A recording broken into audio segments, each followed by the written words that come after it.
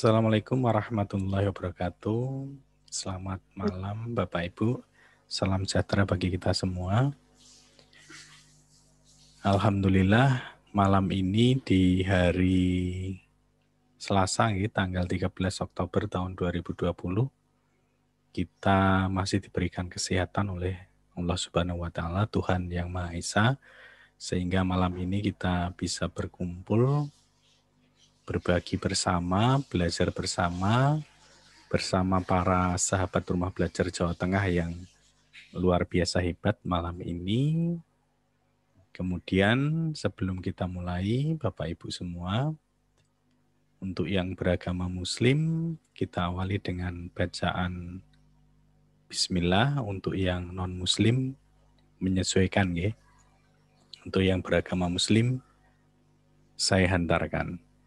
Bismillahirrahmanirrahim. Bapak Ibu yang saya hormati, hari ini, malam ini kita mengambil tema yang sangat-sangat luar biasa bermanfaat bagi kita Bapak Ibu, yaitu tentang best practice mapel produktif di era new normal. Jadi nanti praktik terbaik dari para sahabat Rumah Belajar Jawa Tengah malam ini akan kita kupas tuntas bersama, sehingga nanti Bapak Ibu yang hadir di malam ini nanti bisa mengambil manfaat dari praktik baik dari para sahabat Rumah Belajar Jawa Tengah tahun 2020. Baik Bapak Ibu, malam ini narasumber kita yang pertama adalah Ibu Titi Endri, sahabat Rumah Belajar dari Kabupaten Purwokerto, Banyumas ya, Kabupaten Banyumas. Kemudian ada Pak Alvin, kemudian Pak Heri Susanto, dan Ibu Tika, Tikawati, panggilannya Ibu Tika. Kemudian perkenalkan, saya sendiri Upi Setiawan, saya sahabat Rumah Belajar dari Kabupaten Jepara. Baik Bapak Ibu, sebelum kita mulai, saya bacakan CV dari Ibu Titi Endri. Okay. Beliau saya bacakan supaya Bapak Ibu bisa mengenal lebih dalam lagi sebelum kita lanjut ke pemaparan praktik baik dari beliau. Ibu Titi Endri Astuti, beliau sehari-hari mengajar di SMK Negeri 1 Purwokerto, Bapak Ibu. Kemudian pendidikan Ibu Titi terakhir dari Universitas Muhammadiyah Purwokerto 2005. Kemudian pengalaman Ibu Titi luar biasa Bapak Ibu. Pernah juga menjadi dosen dari tahun 97 sampai 2007, yaitu di STI Satria Purwokerto dan Universitas Amikom Purwokerto. Kemudian beliau juga guru yang bertalenta Bapak Ibu, yaitu terakhir juga beliau merupakan seorang asesor multimedia tahun 2016 sampai sekarang. Kemudian Ibu Titi juga tercatat sebagai instruktur Kabupaten Kurikulum 2013 LPMP Jawa Tengah. Kemudian prestasinya berderet-deret Bapak Ibu, yaitu Instruktur Nasional Guru Pembelajar 2016, Instruktur Nasional Keahlian Ganda Multimedia LP3TK-KPTK 2017, kemudian Instruktur Nasional Guru Mengajar untuk Nusantara tahun 2020. Kemudian publikasi ilmiah Ibu Titi juga banyak sekali, yaitu artikel populer EMBA tentang animasi 2 dimensi dan 3 dimensi. Kemudian Ibu Titi juga menyusun buku pedoman guru multimedia tahun 2019. Karya inovatifnya juga banyak Bapak Ibu, yaitu masih berkaitan dengan dunia IT tentunya, yaitu e-modul animasi 2D, kemudian media pembelajaran interaktif berbasis Smart Apps Creator, Kemudian media pembelajaran interaktif berbasis Articulate Storyline 3. Ibu Titi bisa dihubungi di beberapa media sosial Bapak Ibu, kemudian di channel YouTube-nya juga ada dengan nama Titi Endriastuti, Facebook di Titi Endriastuti, Instagram dengan nama yang sama, Twitter juga dengan nama yang sama. Kemudian Bapak Ibu juga bisa berkunjung di blog Ibu Titi Endriastuti, yaitu di titiendriastuti.blogspot.com. Oke, Bapak Ibu, sekarang kita ke pemakalah kedua, yaitu Ibu Tika. Kita simak dulu nih. Punya saya video kan Pak, jangan di-play. Harus di-play ini Bapak Ibu, karena ini prestasi yang luar biasa. Kita saksikan bersama Bapak Ibu tentang CV Ibu Tika.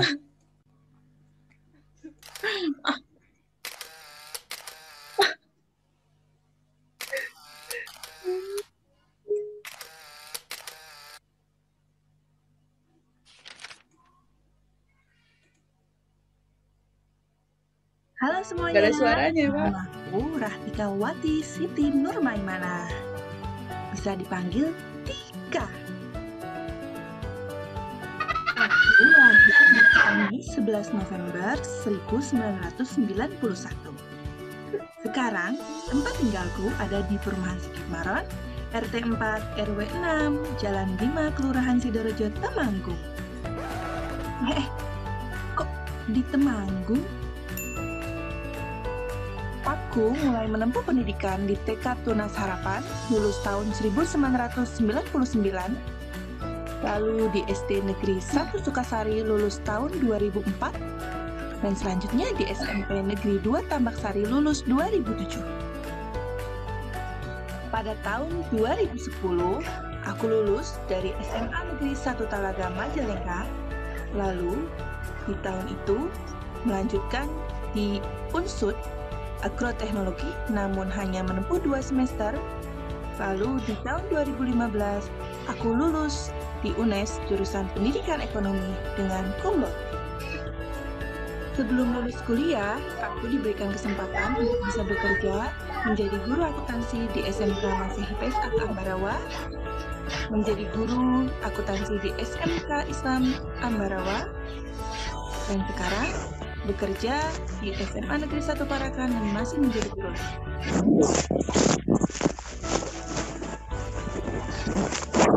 Pengalaman berorganisasi, saya cukup aktif di SD, SMP, dan SMA. Mulai tertarik dengan dunia digital, lalu menjadi trainer di Office dan juga di Stikbud Jateng, dan bisa menjadi sahabat rumah belajar Jateng 2020.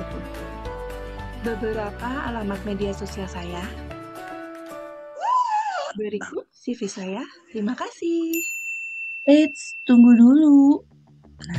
Punya prinsip, jadilah kreatif, terbaik, dan berbeda. Ampun. Luar biasa Bapak Ibu. Susu air. Luar biasa. Saya sampai terkesima Bapak Ibu dengan CV-nya Ibu Tika. Luar biasa sekali. Oke, Bapak Ibu, Bapak Ibu, langsung saja di sini sudah hadir. Saya ucapkan selamat datang Ibu Duta, Ibu Asih Prihatin, kemudian ada Master Coach kita, Pak Onjis. Selamat malam Ibu. Kemudian ada Master Coach kita juga, yaitu Bapak Indro Wiyarno. Selamat malam Bapak.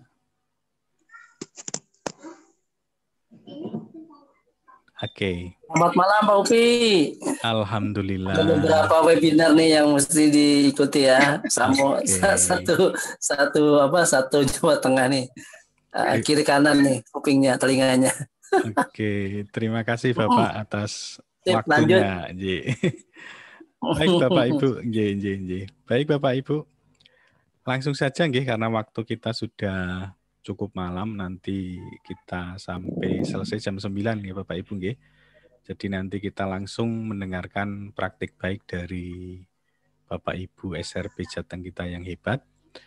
Untuk yang pertama, kami silahkan Ibu Tika untuk memaparkan praktik baik apa yang sudah dilakukan selama ini, sehingga nanti dengan harapannya kita semua bisa belajar dari pengalaman Bapak Ibu SRP Hebat Jateng tahun 2020. Kepada Ibu Tika kami silahkan. Ya, terima kasih. Saya share screen nggih, Pak. Monggo Ibu.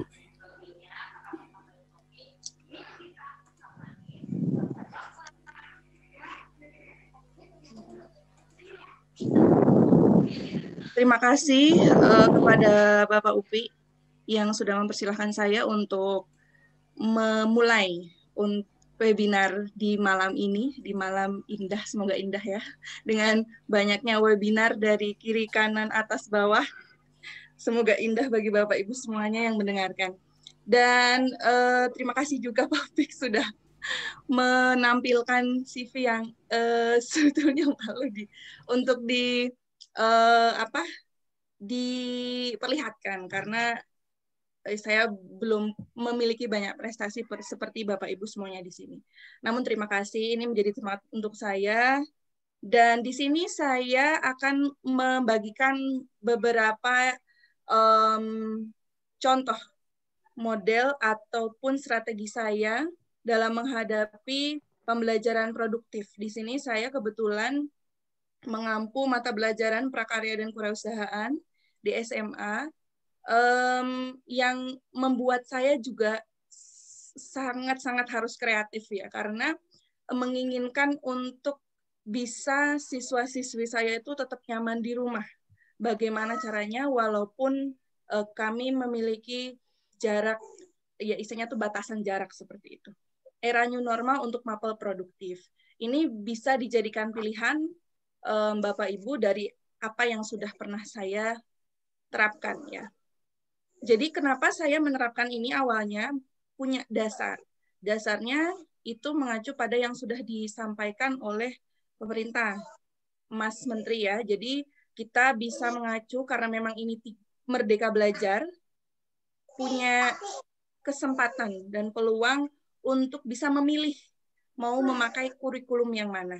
Mau memakai kurikulum nasional, yang kedua kurikulum darurat, yang ketiga mau disederhanakan sendiri. Dan akhirnya ketika saya memilih menyederhanakan kurikulum secara mandiri. Istilahnya saya merancang sendiri, karena menyesuaikan dengan kondisi yang ada saat ini. Pertama, pemanfaatan teknologi digital, yang saya gunakan ya Bapak Ibu.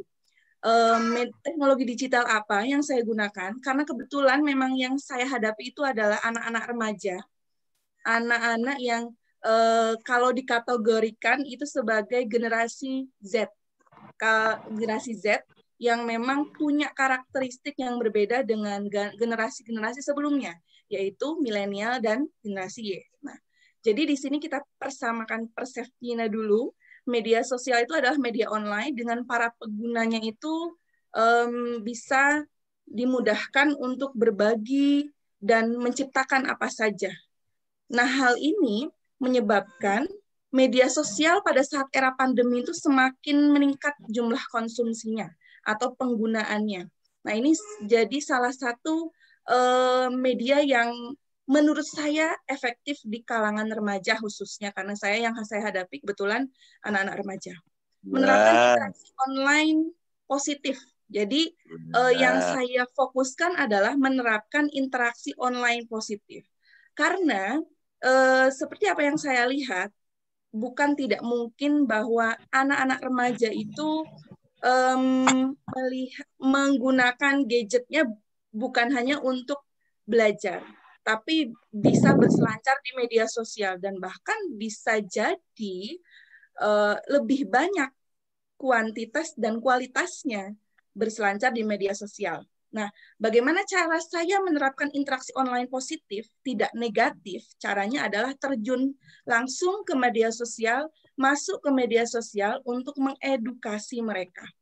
Nah, kenapa alasan saya bukan hanya sekedar untuk pembelajaran, karena saya melihat di sana seperti halnya yang sudah kita ketahui ya. Jadi ada cyberbully, ada pembuat online dan lain-lainnya. Itu ketika tidak ada yang memfilter, karena memang tidak ada filter, tidak ada yang membatasi atau istilahnya kita sebagai pendidik itu tidak ada di dalam situ, maka siswa-siswi yang utamanya kategori remaja itu akan kehilangan arah. Contoh di sini, ada blog tentang kesehatan diri. Judulnya bagus, judulnya positif, judulnya tentu edukasi, tapi ada banyak komentar-komentar yang dibilang netizen itu komentarnya negatif. Dan tentu itu bukan hanya sekedar istilahnya tidak sengaja, pasti sengaja. Itu banyak lagi yang lainnya. Dan ini menjadi tujuan saya bukan hanya sekedar untuk pembelajaran teori dan praktik yang ada di dalam kurikulum yang saya sederhanakan, tapi juga termasuk dalam pembelajaran karakter. Mau tidak mau, harus masuk dan terjun langsung seperti itu. Nah, misalkan contoh, ini juga ketika masuk langsung di chat, ini sangat mengerikan ya Bapak Ibu. Jadi ini apa yang sudah saya pernah isinya itu melihat kondisi yang ada. Ada sebuah chat, jadi halo, terima kasih, ini saya ambil dari yang pernah saya ikuti dari pelatihan Facebook Asah Digital. Jadi halo, terima kasih sudah di-add ya, dan mendengarkan curhatan aku, kamu menjadi inspirasi deh, dan lain-lain. Dan itu menyebabkan anak-anak remaja itu kehilangan arah, dan apabila kebetulan di lingkungan keluarganya itu tidak baik, kurang perhatian, dan lain-lain, masuklah ke, atau istilahnya tuh terjerumus seperti itu ya, dan itu tidak seharusnya seperti itu. Nah, media sosial yang sedang tren di kalangan milenial dan Gen Z ini adalah yang sebetulnya banyak, tapi yang ingin saya contohkan di sini karena saya mengambil tiga media sosial yang saya gunakan ini adalah Instagram, YouTube, dan TikTok. Nah, yang sekarang saya akan jelaskan adalah lebih ke Instagram, ya, lebih ke Instagram karena lebih intens di sana. Jenis kegiatan prakarya dan kewirausahaan itu ada 3. Mungkin di sini Bapak Ibu ada yang juga mengampu mata pelajaran prakarya dan kewirausahaan atau temannya atau rekannya atau juga istilahnya tuh keluarganya. Nah, jadi di jenis kegiatan ini ada 3 biasanya, dan pembelajarannya ada kerajinan, budidaya, dan pengolahan. Yang kalau misalkan itu diterapkan secara tatap muka pasti ada praktik, ada saling menyentuh, ada saling berkelompok. Biasanya saya ketika menerapkan pembelajaran kewirausahaan itu pasti berkelompok, tidak mungkin individu. Dan sekarang mau tidak mau harus individu. Ya, otomatis kan ketika siswa itu berada di rumah masing-masing, kalau misalkan saya meminta anak-anak untuk bekerja kelompok, pasti ke rumah temannya dan berkerumun seperti itu ya. Jadi malah main dan lain-lain. Nah, ini adalah salah satu media Instagram yang saya gunakan di pembelajaran saya ya, Semanpa Business Center. Jadi Bapak Ibu juga boleh memfollow karena ini bukan hanya sekedar untuk siswa-siswi saya sendiri di SMA Negeri 1 Parakan. Sudah banyak sekolah-sekolah lain yang di sekitar Temanggung, bahkan di luar juga, yang sudah memfollow ini. Nah, ini saya karena supaya tadi istilahnya tuh menghindari kesulitan sinyal, saya sebelumnya sudah rekam.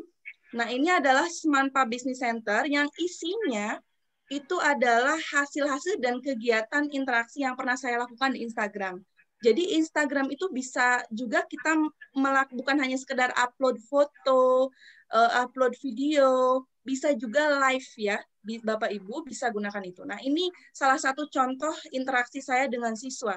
Ketika siswa itu sudah membuat karya, saya ajak untuk upload di sana, berikan istilahnya tuh apa ya, itu tuh responnya kepada siswa ini loh yang yang mengupload, berhasil mengupload dan mendapatkan like yang banyak. Tentunya saya juga melihat karena apa? Karena ada beberapa siswa Bapak Ibu yang curang istilahnya ya. Jadi ini juga kita sebetulnya bukan semata-mata menggunakan media sosial udah mentah seperti itu.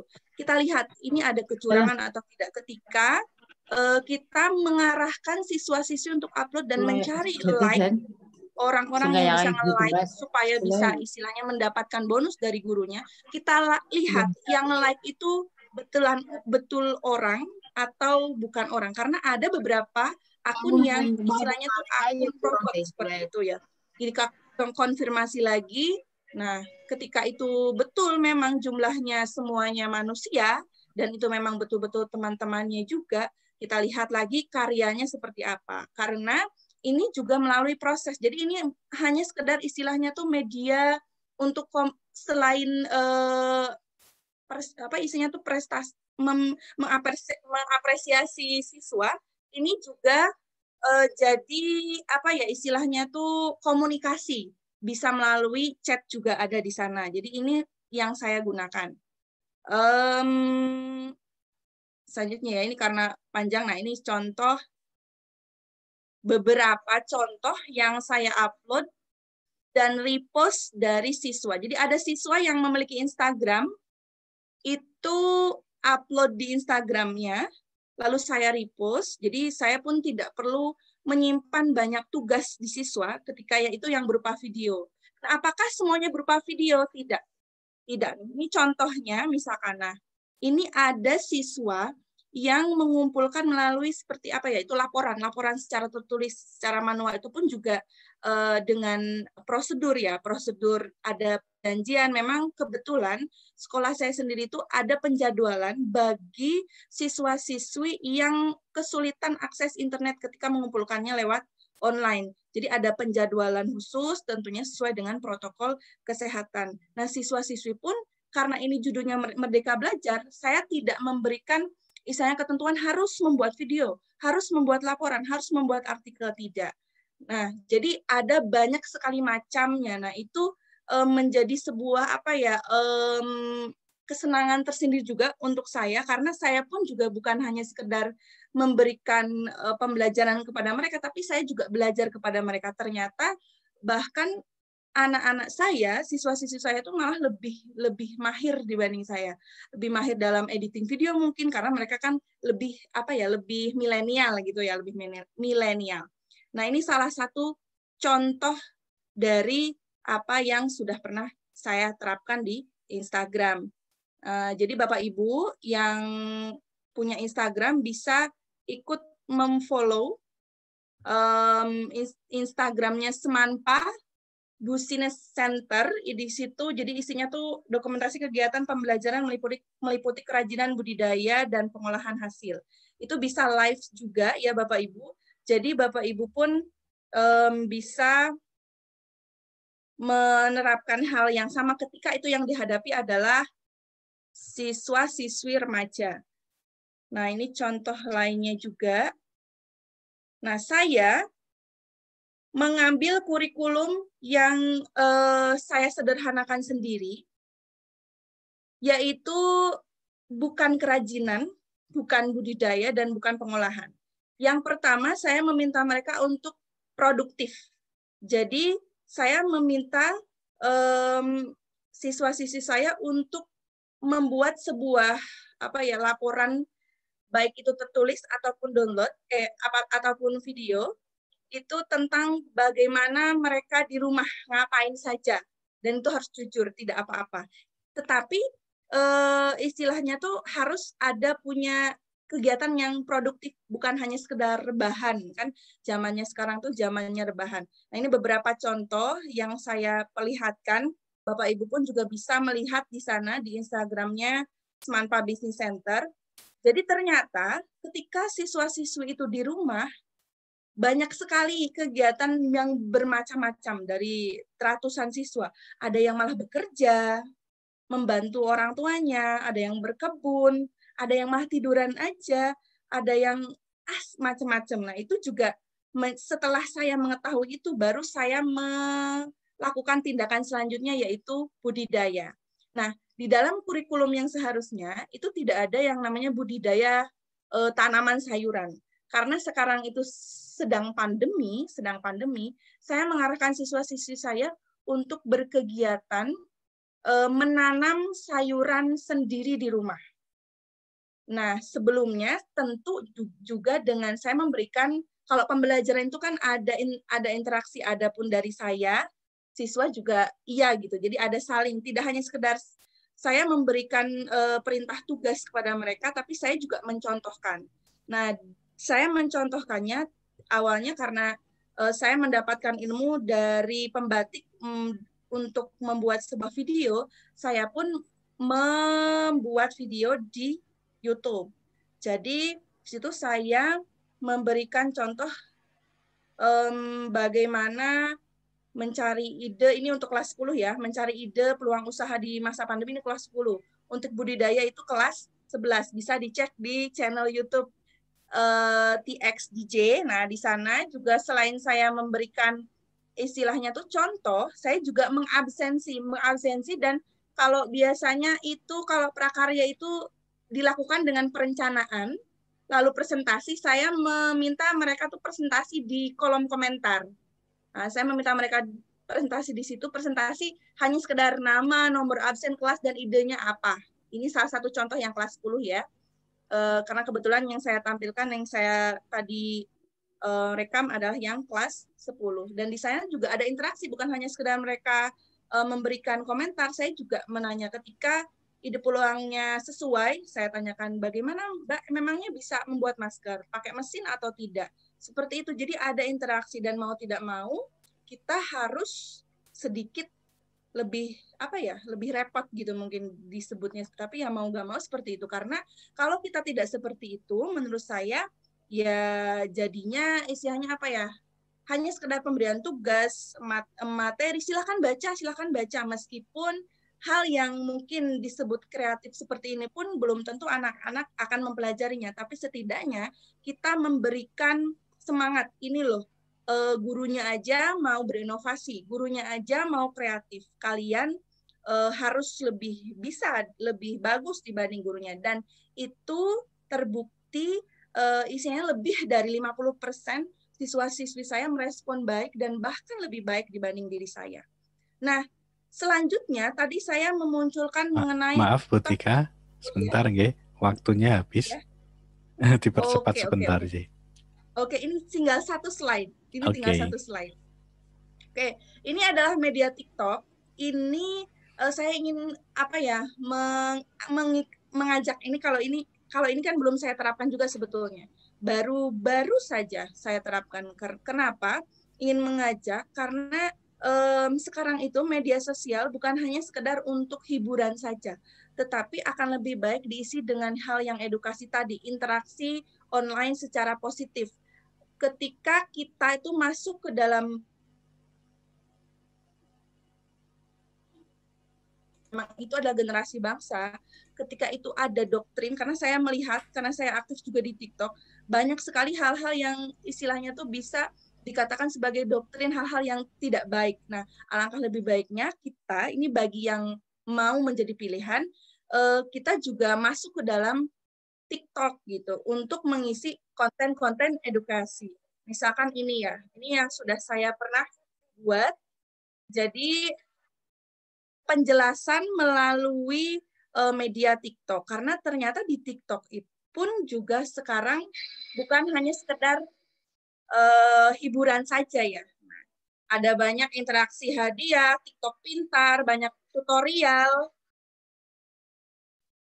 dan lain-lain. Jadi intinya adalah saya ingin mengajak Bapak Ibu semuanya atas apa yang sudah saya pernah alami atau saya pernah praktekkan, bahwa kemungkinan bukan hanya sekedar di mapel produktif ya, di mapel lain pun jika ini memang nyaman dan cocok dan tertarik Bapak Ibu untuk terapkan, bisa menjadi suatu pilihan karena kita bisa sekaligus mendampingi mereka saat pertumbuhan karakter mereka yang sekarang tuh menghadapi 4.0 dan teknologi digital yang begitu meningkat. Ya, mungkin terima kasih, hanya itu yang bisa sampaikan mengenai pemanfaatan media sosial khususnya Instagram, YouTube, dan TikTok menjadi pembelajaran PJJ yang efektif. Terima kasih Pak Upik.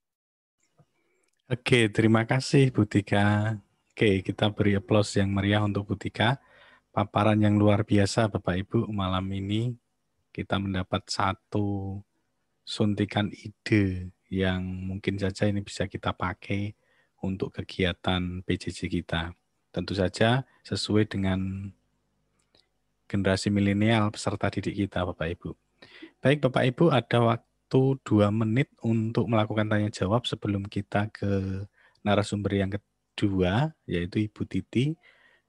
Materinya juga keren, yaitu tentang pembuatan menggunakan Canva, Bapak Ibu. Desain grafis menggunakan Canva. Sebelum kita ke narasumber yang kedua, silakan Bapak Ibu bertanya langsung saja, open mic, kemudian bertanya langsung ke Ibu Tika. Silakan Bapak Ibu.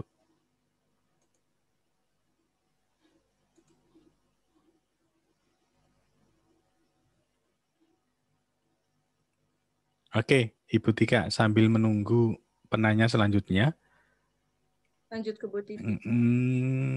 Saya mau bertanya dulu, Bu Tika. Boleh nggih? Oh iya, boleh. Boleh. Saya tadi sedikit terenyuh, Bu Tika. Betul, saya terenyuh sekali tentang ide praktik baik dari Bu Tika tentang tadi loh mengawasi sosial media peserta didik. Karena saya sendiri kalau Bu Tika ngajar SMA, saya kebetulan ngajar SMP, dan saya juga melakukan hal yang sama, Bu Tika. Karena saya itu paling takut jika peserta didik saya itu tersesat di belantara media sosial. Apalagi kalau anak didik saya itu kan baru dari SD ke SMP itu kan rasa tertariknya, rasa ingin tahunya sangat tinggi. Dan jangan sampai mereka tersesat di belantara media sosial tadi dan masuk ke hal-hal yang dalam tanda kutip tidak baik. Dan tadi benar-benar saya juga pengen melakukan hal yang semacam itu karena dunia anak-anak kita sebenarnya kan bukan hanya satu nih Bapak Ibu nih, tapi mereka memiliki 2 dunia, yaitu dunia nyata dan dunia maya, dan seharusnya kita juga memberikan pendampingan pada peserta didik kita. Dan Bu Tika ini memang masih sangat muda Bapak Ibu, jadi ahli sekali di bidang media sosial seperti ini. Oke, Bapak Ibu. Kemudian satu lagi pertanyaan dari saya, Bu Tika. Kalau saya sendiri, Bu Tika, memang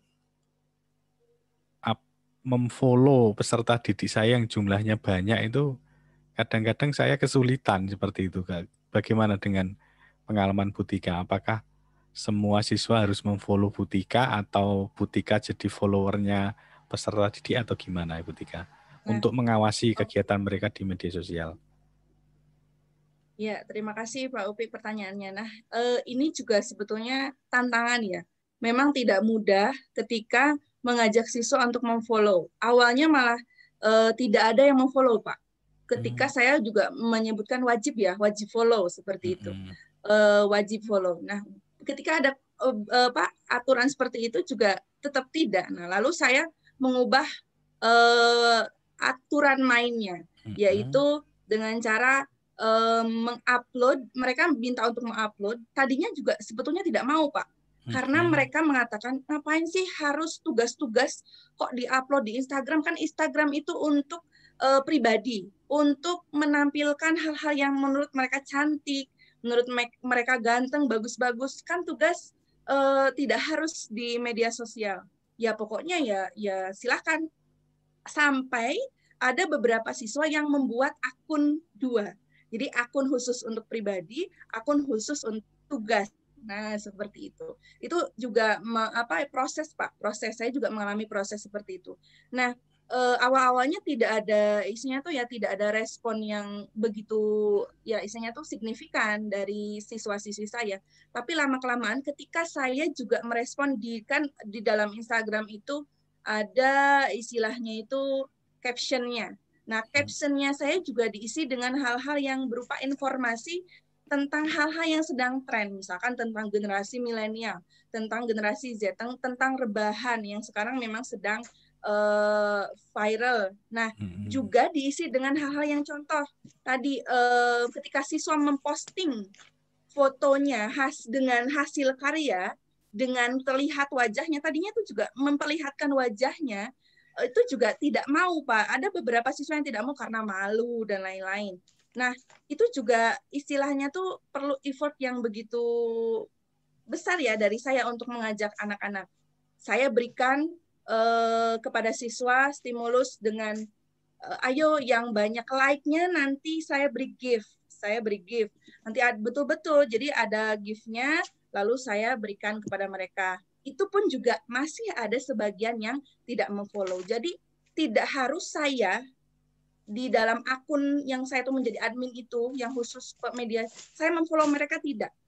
Nah, ketika saya prosesnya itu panjang pelan-pelan, itu mereka follow sendiri, Pak. Itu betul-betul saya alami. Awalnya malah tidak ada, tapi lama-kelamaan ketika konten-kontennya itu menarik, yang sedang tentu terkini ya, katanya kan istilahnya kalau untuk menjadi YouTuber aja harus mengikuti algoritma YouTube. Nah, ini juga harus mengikuti algoritmanya Instagram, seperti apa yang sedang disukai anak-anak itu apa sih sekarang.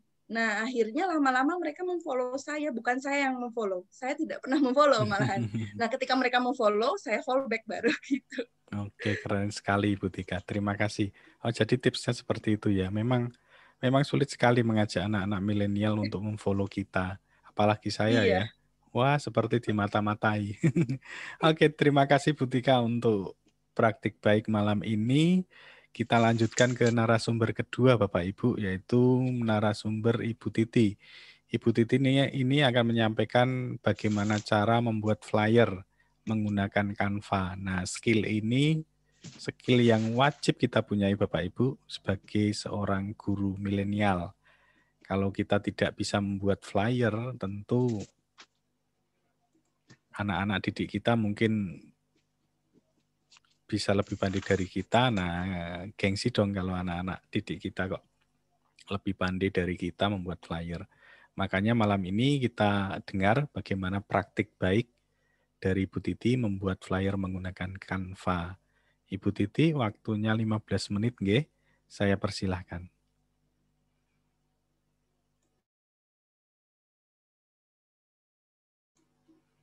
Mohon maaf Ibu Titi, mikrofonnya masih mute. Gimana? Sudah, Pak? Sampun Ibu, silakan. Assalamualaikum warahmatullahi wabarakatuh. Waalaikumsalam warahmatullahi wabarakatuh. Pak Upi, terima kasih atas waktunya. Saya tidak seperti Bu Tika yang yang kekinian. Saya tidak bisa mengikuti gayanya. Saya adalah guru zaman old, Pak. Kalau dilihat dari tadi sejarah mengajar tahun 97, dilihat dari tahun lahirnya juga otomatis tidak bisa yang bahkan akun IG pun baru membuat dan mulai diaktifkan dan juga kurang aktif karena pembatik ini seperti akun Instagram dan lain sebagainya. Nah, jadi saya dulu itu lebih nyaman kalau memakai yang Facebook seperti itu.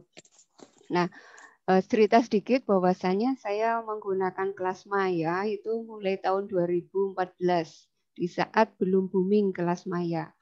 Waktu itu karena kebetulan saya mengajar mapel sindik yang di dalamnya itu ada ada kelas Maya gitu.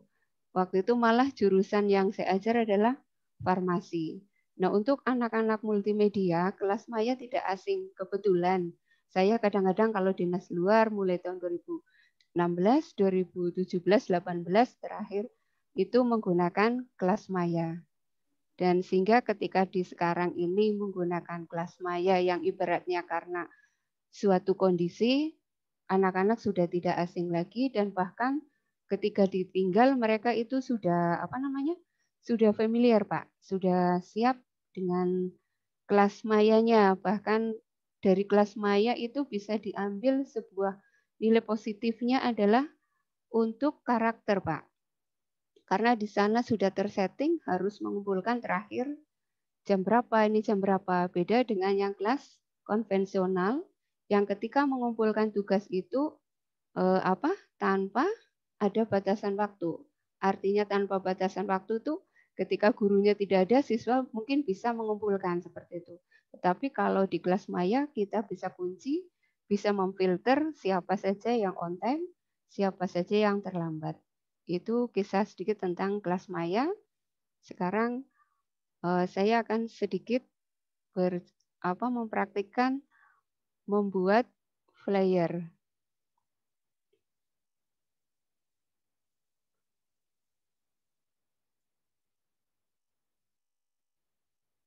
Share screen-nya belum apa ya Pak Upi? Gimana Pak Upi? Sampun Ibu. Oh sampun. Sampun. Ini sebentar Nah, ini sampun yang. ini nggih. Oh nggih. Kan Bapak Ibu pertamanya adalah membuka Canva. Canva.com. Kayak gitu. Kemudian dari Canva.com ini seperti biasa Bapak Ibu itu disuruh untuk login. Nah, jika sudah login, itu tampilannya adalah seperti ini. Nah, beberapa yang sudah dibuat misalnya.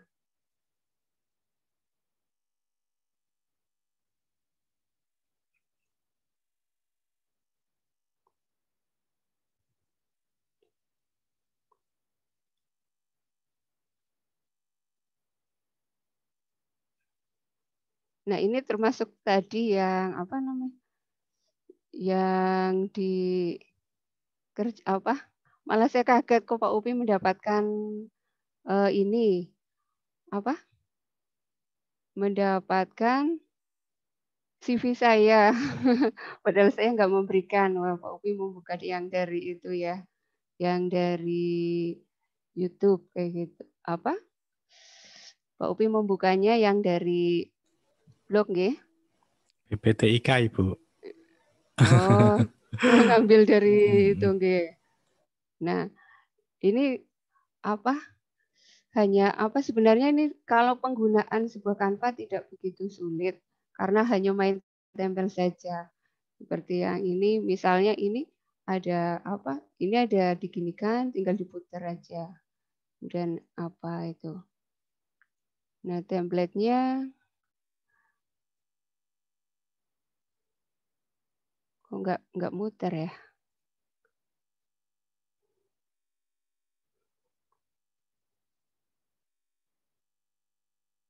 Nah, ketika sudah mendaftar, nah di sini itu diberikan akun gratis sekitar 1 giga. Nah, ini yang sudah pernah dibuat. Yang sudah pernah dibuat seperti yang ini misalnya.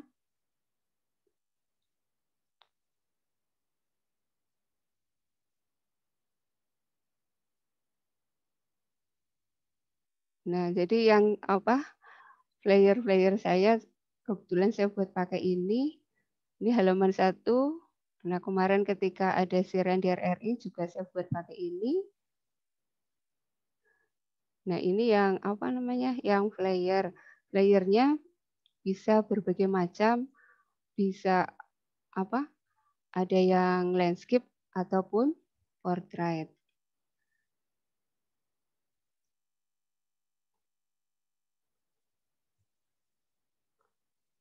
Nah, yang di desain ini pilihannya ada banyak, misalnya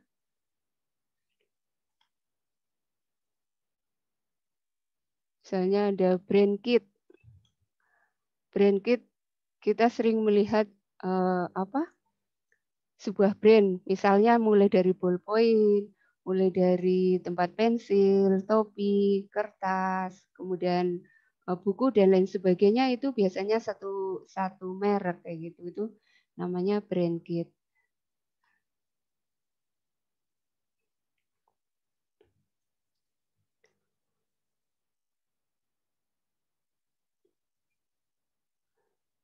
Nah, desainnya bisa dipilih misalnya mau sosial media, berarti yang seperti ini. Mau yang ini Butika, berarti yang Instagram story ya. Kemudian kalau yang presentasi berarti yang ini template-templatenya. Kemudian kalau logo yang seperti ini. Nah, intinya fiturnya ada di sini. Ini player, kalau ini player tadi ya, ada postcard, kemudian ada desain-desain, misalnya membuat player.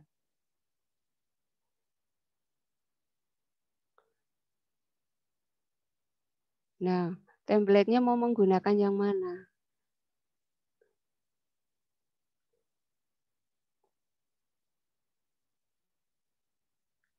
Ini. Misal ini.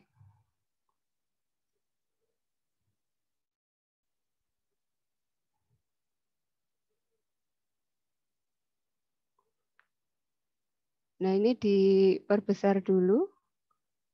Misalnya 75.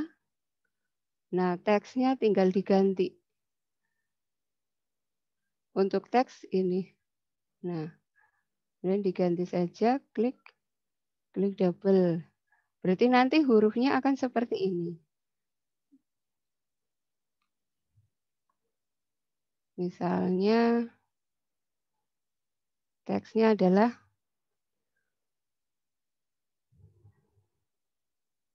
seminar.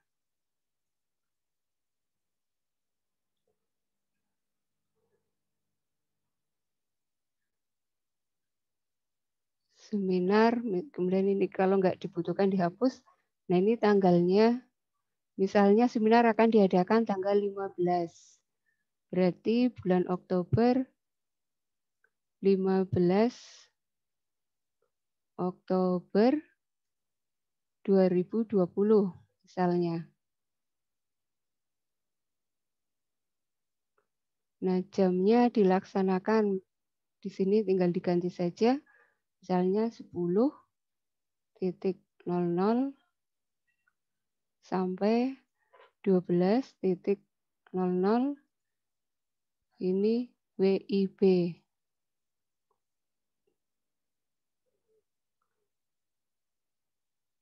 Nah, ini misalnya tempatnya hotel ABC Purwokerto.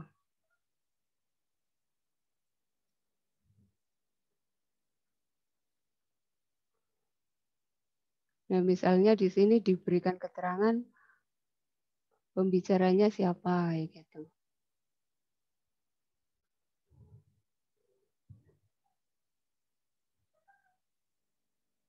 Bicara misalnya Dr. Aniwati Rahayu.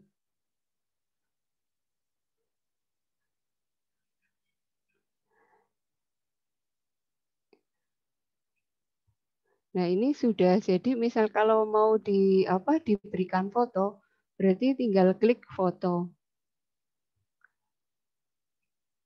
Kalau ini kan foto-foto yang sudah ada.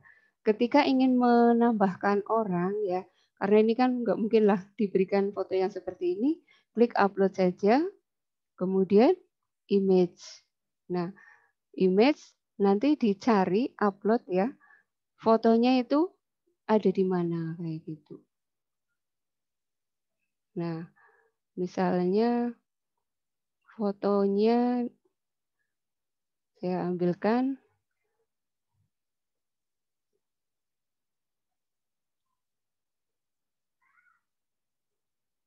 Misal inilah. Nah, yang kalau sudah ada tinggal di. Nah, ini proses uploadnya.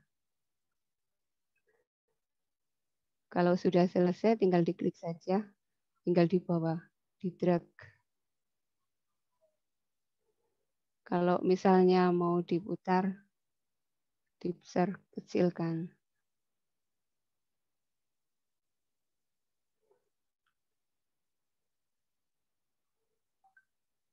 Ini contoh sederhana, misalnya di sini mau ada tulisan hadirilah dan lain sebagainya, tinggal ditambahkan tulisan saja.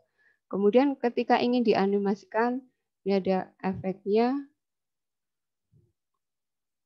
Nah, ini misalnya ada filter, berarti warna dari foto ini mau seperti apa.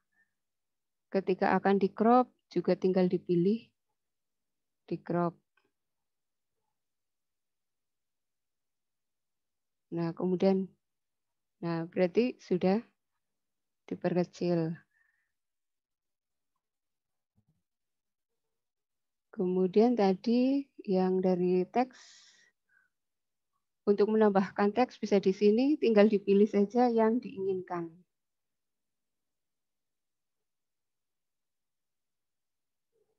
Nah, ini misalnya teksnya adalah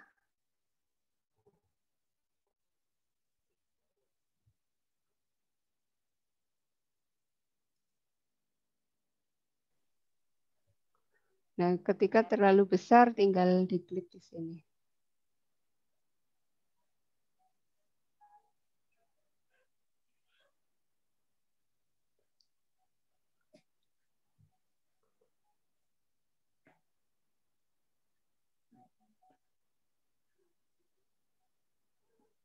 Ini antara lain sekiranya misalnya sudah jadi, tinggal di sini ada menu untuk menyimpan, download. Nah, downloadnya mau model apa? Ketika mau PDF, berarti nanti hasilnya PDF. Ketika JPG, kalau misalnya lebih dari satu, kita bisa jadikan video. Nah, misalnya adalah JPG. Kemudian, ini ternyata ada 2 halaman. Halaman berapa yang mau di-download? Kalau hanya halaman 1, tinggal diklik 1. Ini halaman 2 yang ini. Berarti mau dua-duanya apakah hanya salah satu? Misalnya kita sudah punya yang tersimpan di secara online ini punya 5. Kita hanya ingin mendownload di desain yang kelima karena 1-4 sudah di-download. Sehingga tinggal dipilih saja. Misalnya yang mau di-download adalah ini. Nah, kemudian dan terus klik download.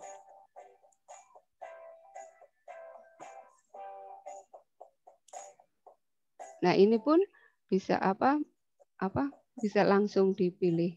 Tapi ini masih masih kalau yang model-model ini trial sampai 30 hari. Nah, hasilnya tinggal dibuka. Hasil yang tadi adalah, nah ini hasil dari flyer yang sudah dibuat.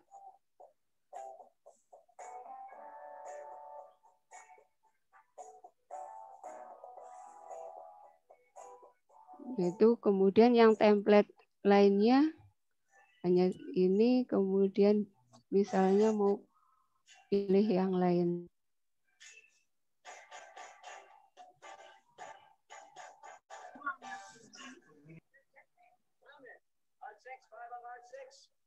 Nah, ini misal mau apa?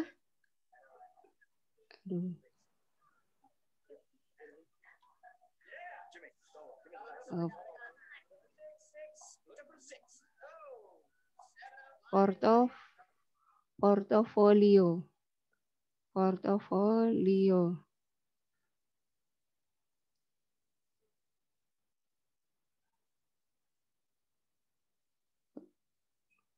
Template-nya malah baru seperti ini nih ternyata. Belum lengkap. Pak Upi, masih kurang berapa menit Pak Upi? Sampun Ibu. Oh sampun. Nanti terlalu malam. Nggih, Pak, monggo Pak. Kasihan teman-teman dari Sulawesi Tenggara ini berarti sekarang sudah jam 9:30 nggih. Nggih, siap monggo Pak kalau sudah. Intinya tadi saya sudah memperagakan dari membuat sampai mendownload. Nggih Pak, monggo siap. Oke, baik Ibu, terima kasih sekali atas sharing bagaimana membuat flyer menggunakan Canva Bapak Ibu. Oke, nah memang harus ada gerakan bersama seperti ini nggih Bapak Ibu nggih. Saya termasuk orang yang menyukai aplikasi-aplikasi free Bapak Ibu daripada kita nuwun sewu nggih melakukan pembajakan. Saya menggunakan aplikasi bajakan tuh masih ada rasa mengganjal di hati. Mudah-mudahan kita semua nanti bergerak, jika kita punya rezeki, nanti kita sisihkan uang dari tunjangan profesi kita untuk membeli aplikasi-aplikasi yang legal nggih Bapak Ibu nggih. supaya nanti nggih yang pertama tambah berkah, yang kedua yang dihasilkan nanti juga akan lebih plong di hati. Seperti itu Bapak Ibu. Kemudian mengingat waktunya yang sudah 8:30 lebih nggih, kita langsung menginjak ke materi ketiga Bapak Ibu. Materi ketiga ini akan disampaikan oleh Bapak Heri. Beliau akan menyampaikan tentang e-learning, Moodle untuk pembelajaran jarak jauh. Pada Bapak Heri kami silahkan. Monggo Bapak. Terima kasih Pak Upik. Izin untuk share screen sebentar.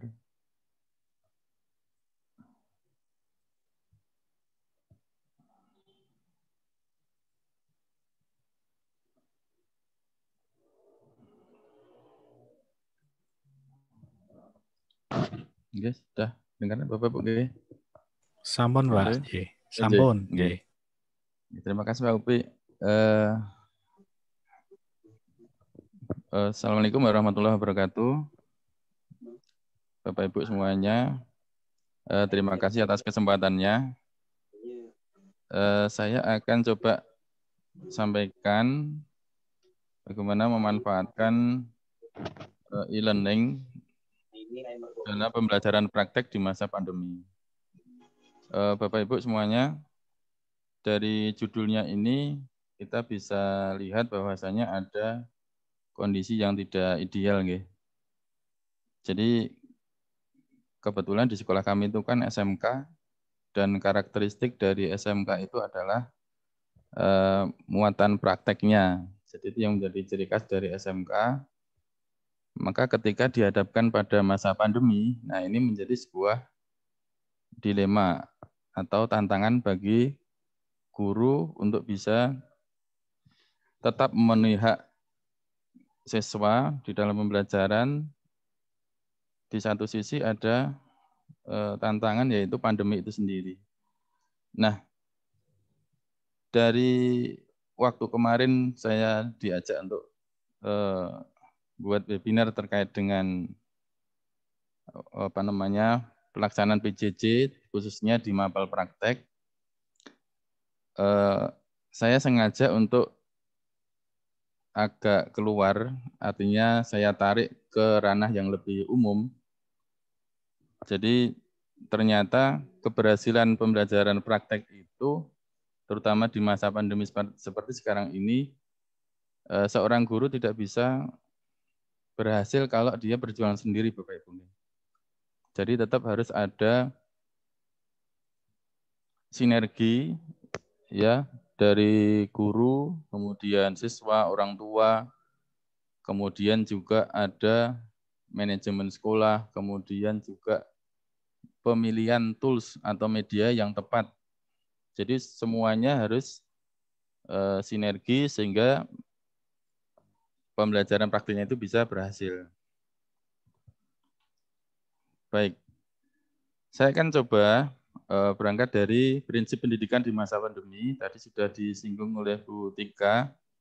Jadi pada prinsipnya itu di masa pandemi itu adalah bagaimana kita ke aspek kesehatan ya, yang dipentingkan untuk melindungi seluruh warga ya, dari satuan pendidikan itu, baik siswa, orang tua, maupun dari gurunya itu sendiri.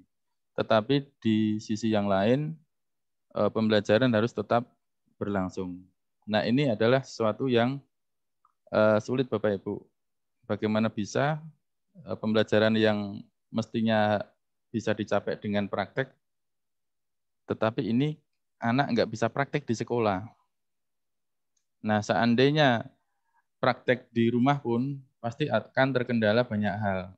Kalau misalnya kebetulan buka, tidak semua siswa itu di rumahnya ada alat-alat yang mendukung untuk itu. Jadi tingkat kesulitannya seperti itu. Nah, solusinya bagaimana?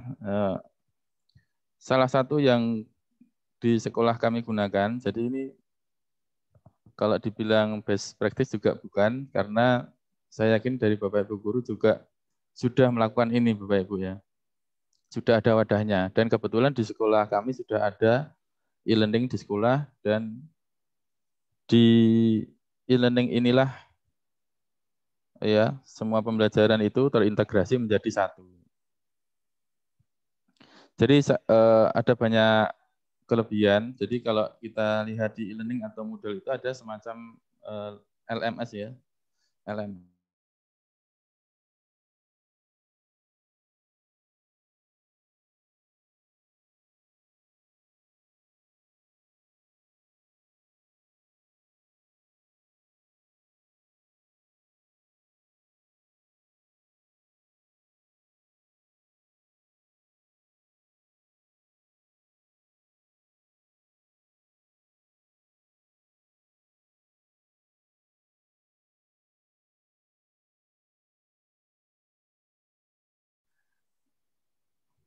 Nah, untuk pembelajaran praktek di masa pandemi, saya yakin sama ya, sama urutannya pasti sama. Disampaikan materinya.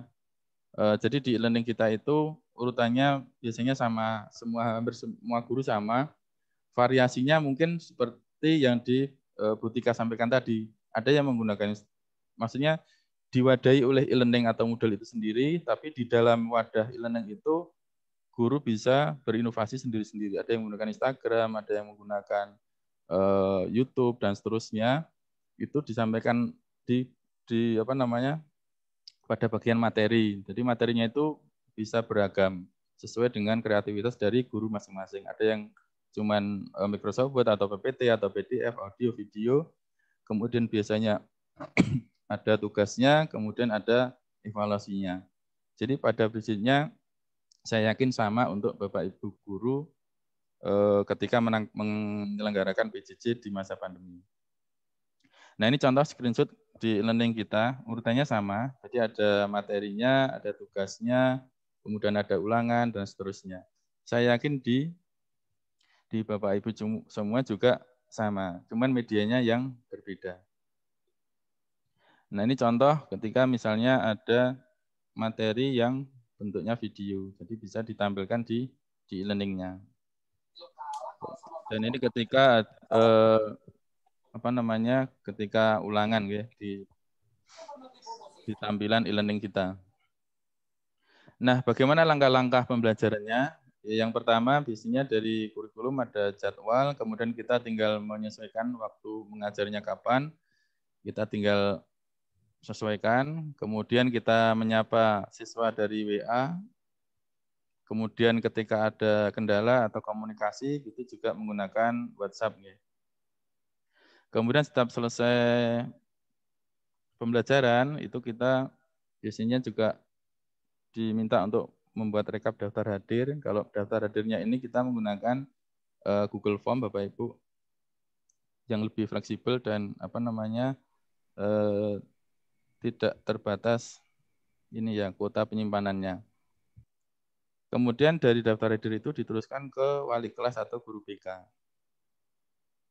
Nah, dari uraian saya tadi, saya yakin Bapak Ibu bertanya-tanya, ini sama aja sebenarnya yang dilakukan hampir semua guru kurang lebih sama seperti itu. Tetapi Bapak Ibu, walaupun sama, saya yakin ada kendala yang berbeda di tiap sekolah. Jadi beberapa kendala itu yang kami hadapi di sekolah kami adalah tidak semua siswa memiliki perangkat atau device daringnya. Itu yang menjadi kendala. Kemudian sebagian siswa terkendala dengan paket data. Kemudian yang ketiga adalah keaktifan siswa dalam mengikuti pembelajaran daring. Kemudian yang keempat adalah kendala dari guru itu sendiri.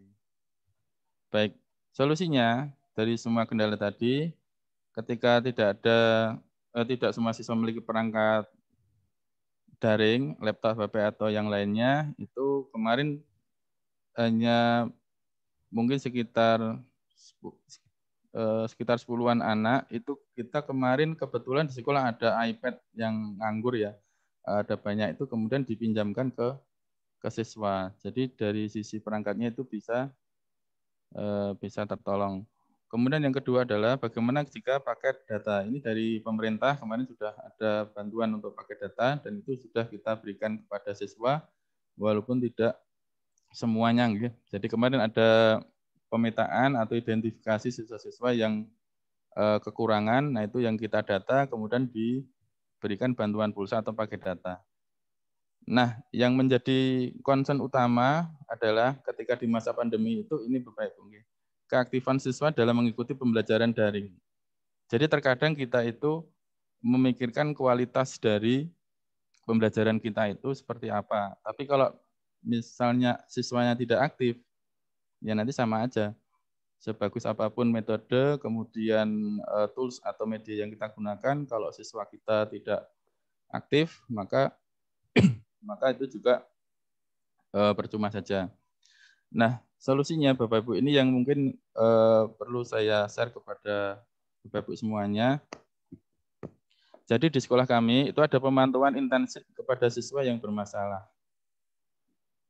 Jadi seperti tadi saya sampaikan, setiap selesai daring, kemudian semua guru diminta untuk mengumpulkan daftar dirinya. Rekap itu nanti diterima oleh wali kelas dan guru BK. Kemudian jika ada yang kendala, maka yang guru BK-nya itu menghubungi orang tua dan siswa. Bahkan jika diperlukan dengan protokol kesehatan, maka bisa mengundang orang tua dan siswa untuk diberikan solusinya. Ada siswa yang datang ke sekolah karena kesulitan untuk mengakses e-learning dan seterusnya, atau kesulitan alat dan sebagainya, itu diberikan solusi bersama antara sekolah, orang tua, dan siswa juga. Ya, yang lain juga diberikan kemudahan bantuan untuk memberikan panduan cara menggunakan e-learning. Ini kemarin menggunakan YouTube ya, dipublish ke siswa, kemudian siswa bisa mempraktekannya sendiri. Itu dari sisi siswa Bapak Ibu. Nah, terkadang kendala kita di sekolah Bapak Ibu itu juga dari gurunya sendiri Bapak Ibu. Dari gurunya sendiri, dari berbagai latar belakang dan macam-macam tipikal guru. Itu solusinya yang pertama, karena guru di sekolah kami itu heterogen, ada yang tua, muda, dan seterusnya, ada yang IT-nya familiar, ada yang tidak, maka kemarin solusinya adalah diberikan pelatihan e-learning. Kemudian, nah ini yang membuat efektifnya pembelajaran e-learning di sekolah kita itu ini Bapak Ibu. Jadi adanya top management yang memang concern, kemudian benar-benar mengawasi dan mensupervisi dari kegiatan pembelajaran itu. Jadi setiap minggu itu kepala sekolah kami itu membuat contoh ini Pak. Ini contoh dari hasil supervisi dari guru-guru kita. Ini yang dari kepala sekolah yang membuat Bapak Ibu ya. Ini kepala sekolah. Jadi setiap minggu itu dimonitor dari kepala sekolah diberikan akun admin atau manajer di Google Moodle itu sehingga beliau bisa mengakses aktivitas semua guru. Nah, ini ada yang good, ada yang task, ada yang error. Nah, itu semuanya status dari mata pelajaran apa di kelas apa. Walaupun itu tidak dicantumkan nama gurunya siapa, tapi hampir semua sekolah hafal ya. Ini kelas 10 Boga 3, ini gurunya siapa dan seterusnya. Dan itu terpantau. Nah, dari sini ternyata Bapak Ibu ada semacam rasa malu dari guru-guru kalau misalnya di list atau dipublish sehingga mereka bersemangat ya untuk memenuhi tugas dia, tugas sebagai guru, yaitu membuat misalnya menyiapkan materi, membuat tugas, kemudian menyiapkan soal, itu dipantau terus oleh ibu kepala sekolah kita. Jadi itu yang membuat PJJ di e-learning kita itu istilahnya gayeng ya, artinya semua guru aktif untuk pembelajaran PJJ di masa pandemi ini. Nah, ini contoh dari supervisi yang dilakukan oleh kepala sekolah kita, dari yang manajemen, dari kepala sekolah dan juga di Waka kurikulum. Jadi semua itu dipublish Bapak Ibu. Jadi ini yang mungkin agak mungkin dari sebagian guru itu malu ya kalau dipampangkan mapelnya kemudian belum tercontreng. Nah itu yang membuat Bapak Ibu itu lebih bersemangat. Nah, jadi kesimpulannya Bapak Ibu, kalau boleh saya simpulkan, parameter keberhasilan pembelajaran itu ya, terutama yang praktek itu memang harus sinergi Bapak Ibu, seperti yang saya sampaikan tadi, tidak hanya dari guru, kreativitas guru, tapi juga semuanya Bapak Ibu. Jadi SDM-nya juga digarap, gurunya dibekali dengan pelatihan misalnya, kemudian siswanya diajak, orang tuanya dibuat media komunikasi yang baik, kemudian menggunakan tools yang tepat, misalnya dibandingkan misalnya ketika menggunakan Moodle dengan Google Classroom misalnya, tentu kepala sekolah akan kesulitan untuk mensupervisi gurunya yang misalnya media pembelajaran yang dipakai itu Google Classroom. Tapi ketika menggunakan e-learning atau Moodle yang itu terintegrasi menjadi satu kesatuan, kepala sekolah tinggal dibuatkan akun sebagai admin, maka beliau bisa mensupervisi tiap-tiap guru. Jadi tanpa harus mengunjungi bertemu dengan gurunya. Seperti itu. Jadi tools juga penting untuk menunjang keberhasilan proses pembelajaran. Dan yang tidak kalah penting juga adalah dari manajemen sekolah. Jadi kalau dari manajemen sekolah juga support, mendukung, semuanya bergerak, nah itu yang insya Allah pembelajaran baik nanti di pandemi atau yang kalau sudah di pembelajaran tatap muka, itu insya Allah pembelajarannya bisa berhasil. Itu Pak Upi yang bisa saya paparkan, walaupun nanti kalau misalnya mungkin di lain kesempatan atau mungkin nanti bisa ada yang mungkin bisa kita diskusikan sebentar bagaimana dengan e-learning sekolah dengan rumah belajar kita. Jadi ini ada semacam kesamaan fungsi. Mungkin kalau di e-learning itu mirip dengan misalnya di fitur rumah belajar itu di kelas maya. Nah itu bagaimana pendapatnya. Nah itu Bapak Ibu ya, ini tak cukup sampai sekian dulu. Saya ini sudah selesai ya Pak Ibu ya waktu saya. Sudah Bapak. Oke. Gitu Bapak Ibu, terima kasih waktu yang diberikan. Saya berikan waktunya ke Pak Upi. Assalamualaikum warahmatullahi wabarakatuh. Waalaikumsalam warahmatullahi wabarakatuh. Luar biasa Bapak Ibu. Apa yang disampaikan oleh Pak Heri Susanto ini ibaratnya isinya daging semua Bapak Ibu. Luar biasa ini.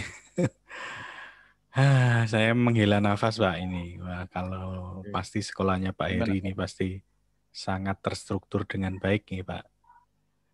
Iya Pak. Ada guru yang ahli sekali memanage kegiatan pembelajaran selama PJJ, dan PJJ ini di tempat Pak Heri pasti tidak menjadi masalah, gitu. Tetap bisa berjalan seperti apa adanya dan pasti pembelajarannya juga berkualitas sangat baik. Dari paparan Pak Elvin tadi siap sekali sekolahnya, gitu. Luar biasa Pak Heri. Baik Bapak Ibu, kita menginjak ke narasumber yang keempat, yang terakhir. Kami persilahkan Pak Alvin untuk menyampaikan praktik baik di sekolahnya. Silahkan Pak Alvin. Baik, terima kasih Pak Upi atas waktu yang sudah diberikan. Ya, saya lanjutkan Bapak Ibu, materi dari saya. Ini berhubungan dengan pembelajaran jarak jauh. Jadi, dalam kondisi saat ini ketika kita harus melakukan pembelajaran jarak jauh, otomatis yang dibutuhkan adalah kemandirian siswa kita. Karena kita tidak bisa mengontrol aktivitas mereka dalam pembelajaran itu. Nah, sehingga mungkin alternatif yang bisa dilakukan adalah bagaimana kita bisa membawakan materi secara menyenangkan. Salah satunya adalah dengan menggunakan media pembelajaran interaktif. Maaf, suara saya jelas nggak Pak Obi? Jelas Bapak, jelas. Jelas, Pak. Jelas. Ya, menggunakan media pembelajaran interaktif. Sehingga nanti dengan media tersebut, siswa punya kontrol penuh untuk melihat-lihat materi yang ada di dalam media tersebut.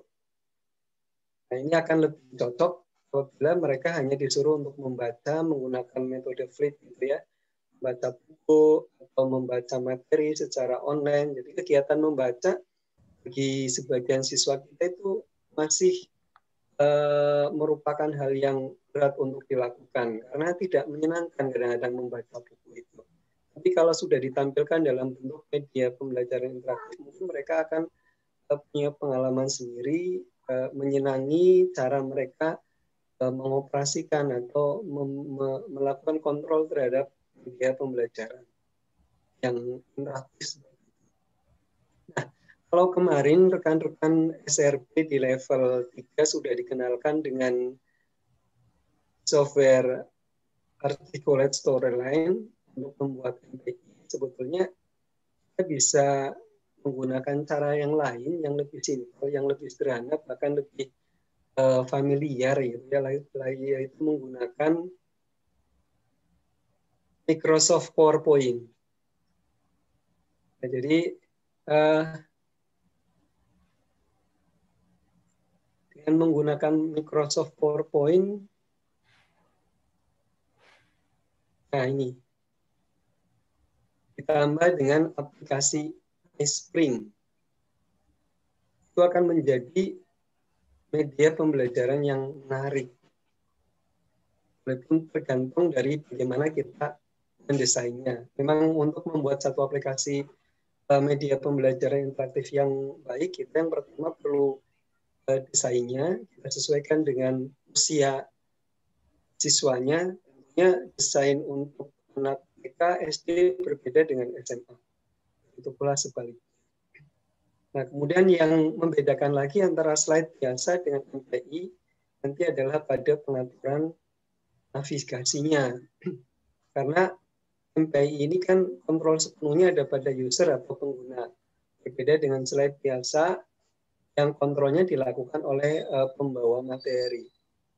Ini nanti saya akan contohkan bagaimana nanti membangun media pembelajaran interaktif berbasis PowerPoint. Karena sebetulnya ini sangat simpel sekali. Nah, kemudian yang kedua tentang iSpring-nya ini. Jadi iSpring itu adalah aplikasi converter ya. Nanti fungsinya adalah untuk mengkonversi file PowerPoint menjadi formatnya itu HTML. Nah, format HTML inilah yang nanti akan kita share sehingga siswa akan membukanya secara online melalui browser. Nah, sama seperti ketika kita membuat MPI dengan Articulate Storyline untuk teman-teman yang kemarin sudah menggunakan aplikasi tersebut.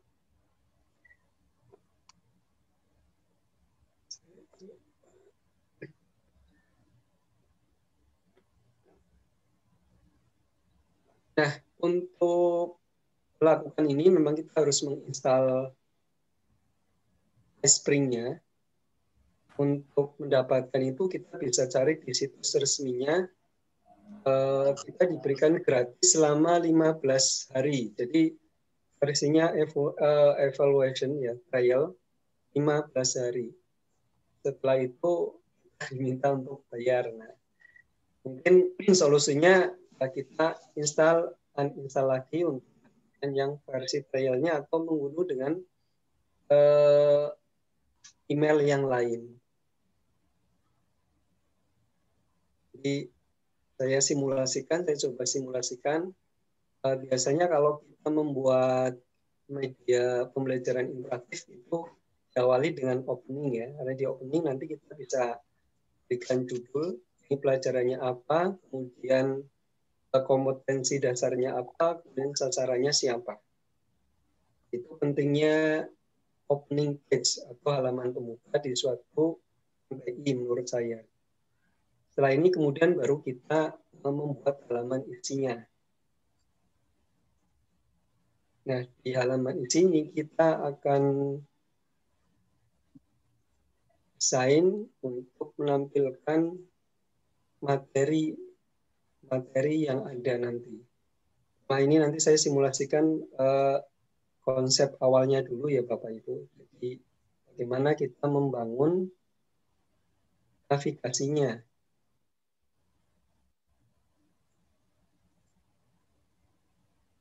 Yang pertama kita buat halaman untuk nanti di sini diisi materi.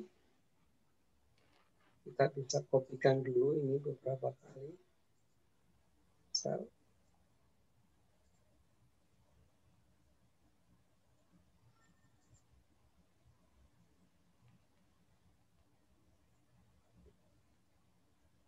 Untuk pengecekan kita akan buat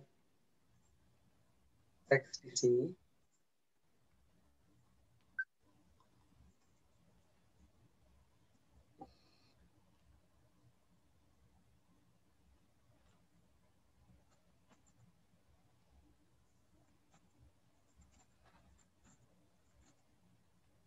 Ini hanya untuk ngecek aja untuk mengetahui nanti navigasinya berfungsi atau tidak.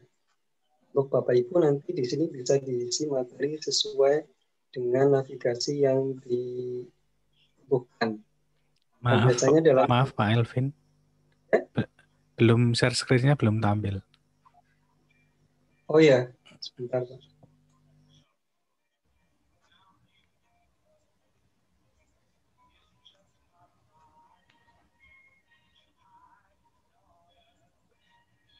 Sudah Pak ya?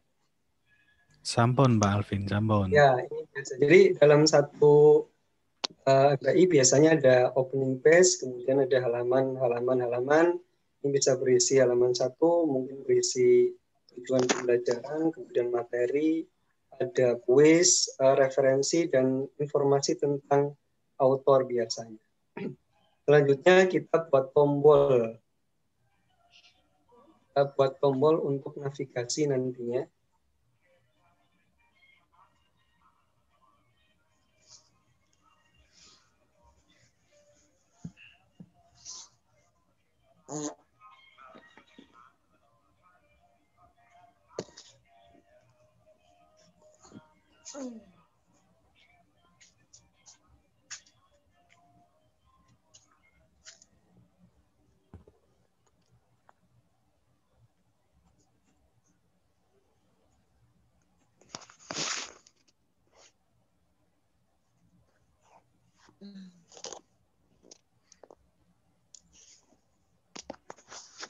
Kita rapikan dulu. Nah, ini kemudian setelah kita buat tombol seperti ini, kita nanti akan atur navigasinya dengan menggunakan hyperlink.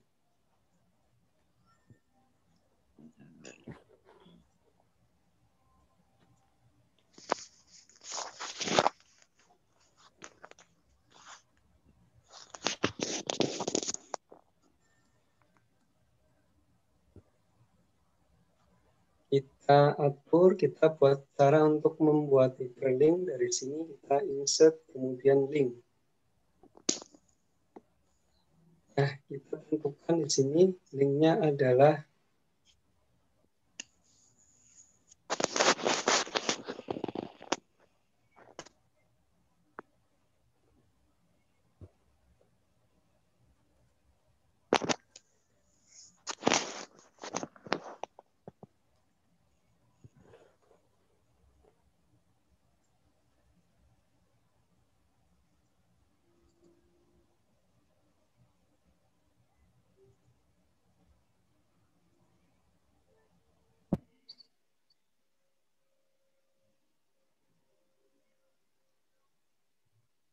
Place in this document. Ya, pilih ke place in this document, dan yang tombol 1 kita pilih slide 2. Karena posisi ini ada di slide 2 ya, nomor 1. Oke, kemudian yang ini linknya di slide 3. Kemudian seterusnya begitu. Nomor 3 itu ada di slide 4. Nomor 4 ada di slide 5. Dan nomor 5 ada di slide 6. Oke. Setelah jadi, kita kopikan dulu ini ke 5 halaman yang lain.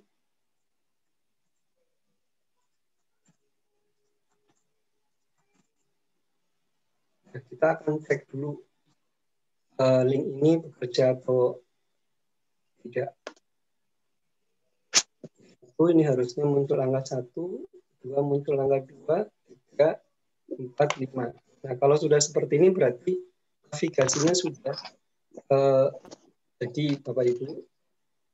Selanjutnya, di halaman page ini ada tombol. Ini juga diberi hyperlink untuk menuju ke slide 2. Mulai halaman pertama. Oke. Nah, jadi kalau di sini kita show-kan, ini akan masuk ke halaman dan seterusnya. Nah, kalau sudah jadi seperti ini, kita cek. Disinilah kemudian peran iSpring. iSpring itu nanti ketika diinstal, dia akan menjadi add-in.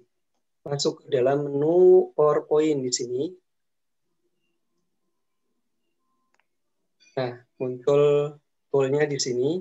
Kita bisa melakukan preview dulu di sini. Sebelum publish, kita bisa preview untuk melihat hasilnya sudah sesuai dengan keinginan kita atau belum.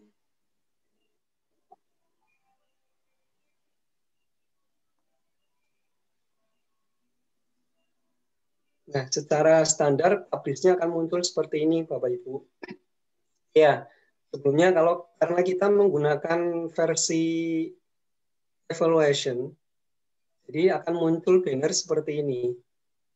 Yang saya pakai misalkan tersisa 11 hari lagi. Kalau sudah habis, maka kita diminta untuk beli lisensinya. Secara standar akan muncul tool di atas, kemudian di sebelah kanan ini menunjukkan slide-slide yang ada, dan di bawahnya ada navigasi untuk skip dan next. Nah, kalau untuk MPI, maka tool-tool ini, bar-bar yang ada di atas, kanan, dan bawah tidak diperlukan, karena justru akan mengganggu. Ini nanti akan kita atur supaya ini dihilangkan. Dulu, kita kembali ke sini. Ya, untuk menghilangkan tampilan tadi, maka kita masuk ke player sini. Kita akan melihat tampilan playernya nanti seperti apa.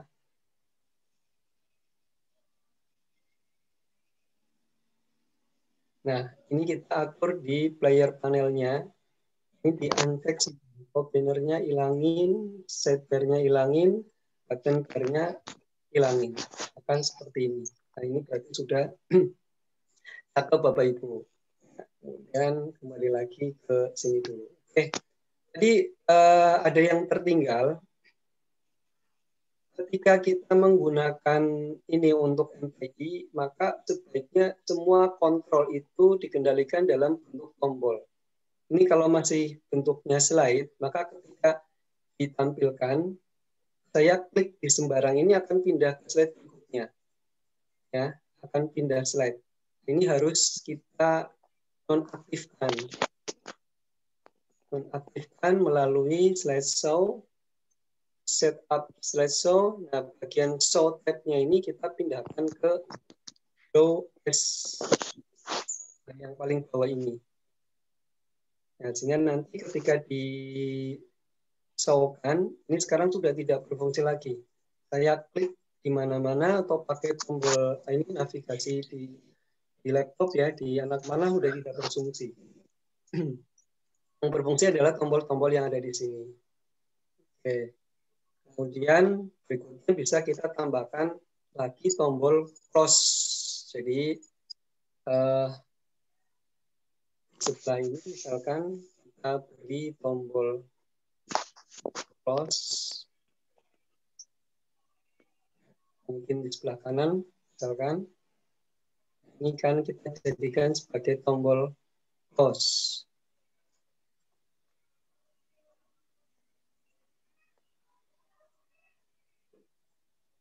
Ini kita beri hyperlink juga. Nah, di sini kita pilih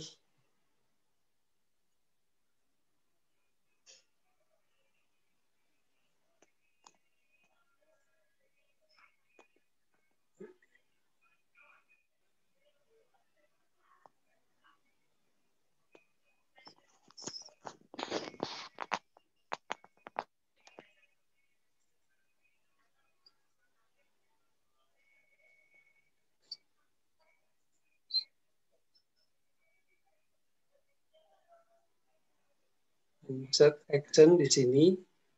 Kemudian kita pilih hyperlink to and show. Menggunakan action ya Bapak Ibu, maaf bukan hyperlink tapi action. Ini kita kemudian kopikan ke slide yang lain.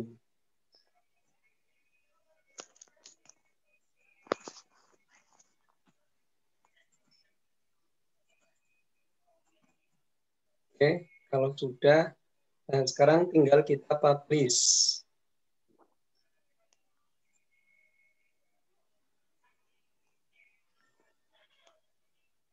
Kita tunggu proses publish-nya. Sini ada formatnya adalah HTML5, kita pilih. Ada dua macam, ada 5 dan 2.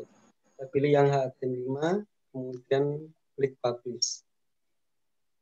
Beberapa saat prosesnya tergantung dari isi slide kita.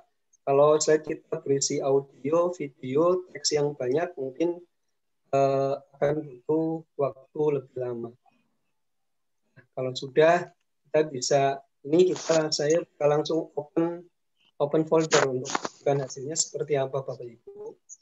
Nah, di sini ada hasil publish-nya adalah ada folder nanti yang isinya adalah data dan indeks.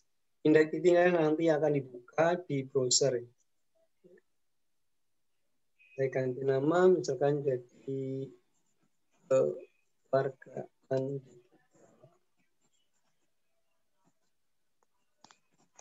Oke.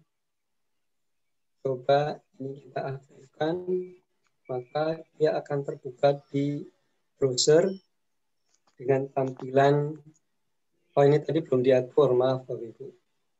Nah, ini masih tampilan standar. Ya, ulangi lagi sebentar. Tadi sebelum kita atur playernya lagi.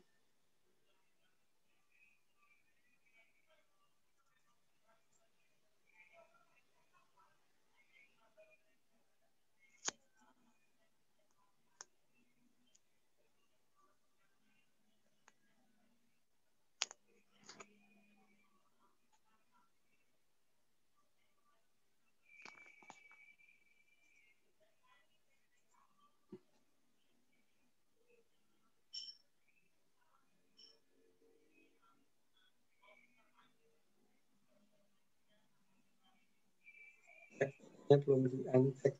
Oke. Kemudian kita kembali lagi ke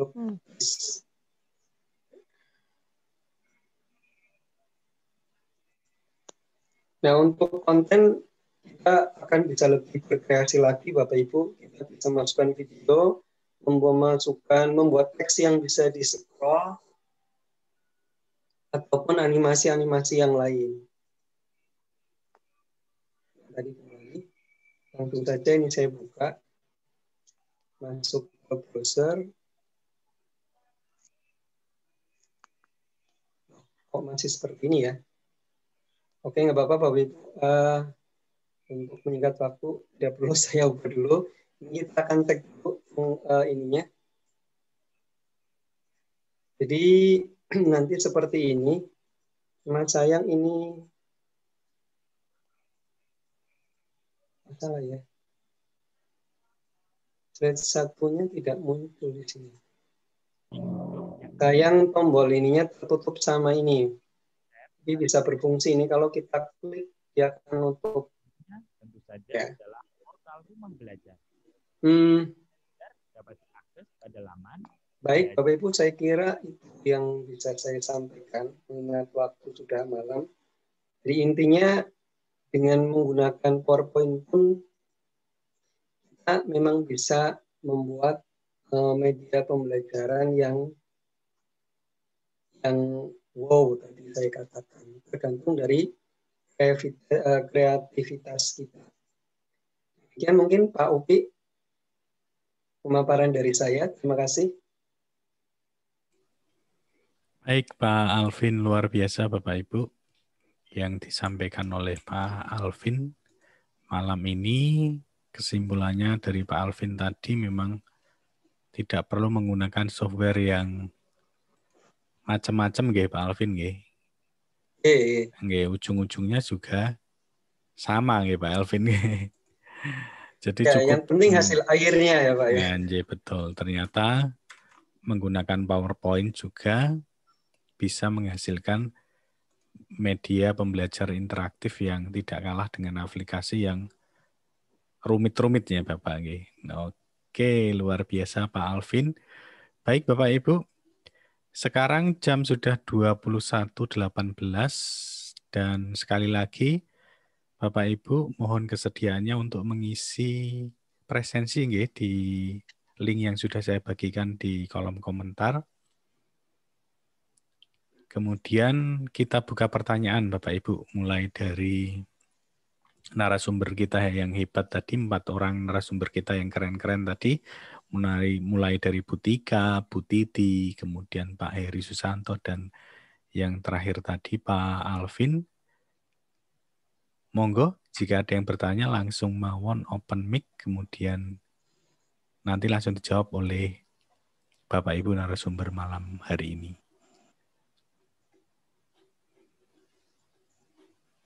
Oke, sepertinya sudah malam ya Bapak Ibu nggih.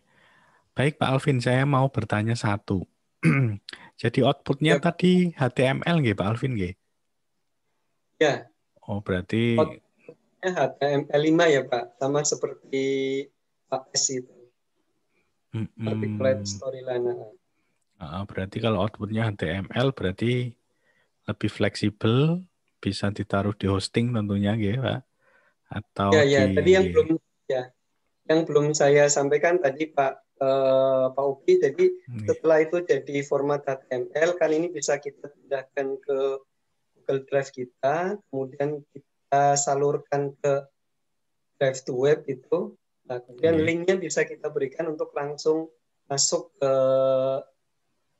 aplikasi tersebut, ke media tersebut. Luar biasa Pak Alvin, jadi bisa untuk digunakan langsung oleh siswa nggih untuk media pembelajaran interaktif. Nah, kelebihan dari aplikasi PowerPoint itu tentu saja ringan Bapak Ibu nggih. Ringan, kemudian di setiap laptop pasti ada, dan semua segmen laptop itu bisa, mulai dari yang low, middle sampai high, bisa semua nggih Pak Alvin, itu kelebihannya di situ. Kemudian saya mau bertanya juga ke Pak Heri Susanto. Moodle Pak Heri nggih. Iya, Pak. Moodle itu jika dibandingkan dengan LMS yang sudah jadi, seperti katakanlah sekarang yang sedang naik daun kan Google Classroom sama Microsoft Teams. Kira-kira menurut pengalaman Pak Heri, unggul mana Pak? Moodle dengan 2 LMS tadi. Google Classroom ya Pak ya? Iya. Kalau Google Classroom, berdasarkan pengalaman saya, sepertinya karena Moodle ini mungkin lebih terintegrasi ya Pak ya. Jadi manajemen penggunanya itu sepertinya lebih mudah. Jadi seperti tadi misalnya Ibu Kepala Sekolah pengen ngecek aktivitas guru ataupun aktivitas siswa itu bisa dengan HP. Itu cukup seperti itu. Kira-kira itu Pak, yang membedakan mungkin seperti itu. Siap Pak Alvin berarti. Siap Pak Heri. Ada pertanyaan untuk Pak Alvin ini dari Ibu Tutuk Sediane ini. Pak Alvin, nggih. Maaf, boleh Ya, tanya, Pak, ice spring converter itu apakah sama dengan ice spring switch 9? Kemudian apakah MPI tersebut bisa dibuka melalui HP? Ngoten Pak Alvin, pertanyaan dari Ibu Tutuk. ya, terima kasih Bu Tutuk. Spring converter itu sama Bu dengan spring switch 9. Karena versinya kalau yang saya munculkan tadi memang iSpring itu adalah converter, jadi aplikasi converter. Cuma brandnya kan namanya iSpring Switch 9, 9 Pro ada gitu, jadi tergantung versinya.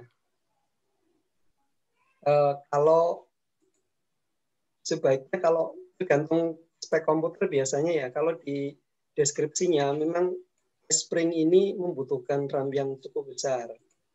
Tapi saya coba di laptop saya yang RAM-nya hanya 4 itu bisa bekerja dengan baik. Untuk RAM bisa lebih tinggi tentunya akan bisa lebih cepat lagi, lebih bagus lagi. Nah, itu bisa alternatifnya cari versi yang lebih rendah. Mungkin begitu. Kemudian untuk MPI-nya sendiri, karena itu dibuka melalui browser. Selama HP itu ada browsernya tentu bisa. Dan yang disarankan adalah browser-browser yang mendukung untuk ini seperti Chrome. Gitu. Jadi tergantung browsernya. Jika tidak bisa, harus dilihat browsernya. Mungkin browsernya tidak support. Maka yang kebanyakan support itu adalah seperti Chrome. Yang saya tahu. Begitu Pak. Itu Bu Tutuk yang bisa saya jawab. Baik Pak Alvin, terima kasih atas jawabannya, sudah jelas sekali nggih. Kalau HTML berarti otomatis bisa dibuka di handphone nggih. Nanti paling yang jadi kendala responsif atau tidak nggih Pak. Kalau menurut Pak Alvin responsif boten? Output dari tadi iSpring Suite itu. Menurut saya responsif ini Pak. Nggih. Ya, tapi memang tergantung ini ya isi dari medianya tersebut. Kalau banyak mungkin faktornya banyak. Jadi beban yang ada di dalam media, kemudian spesifikasi perangkatnya juga mempengaruhi, Pak. Oke, baik Pak Alvin. Terima kasih Pak Alvin.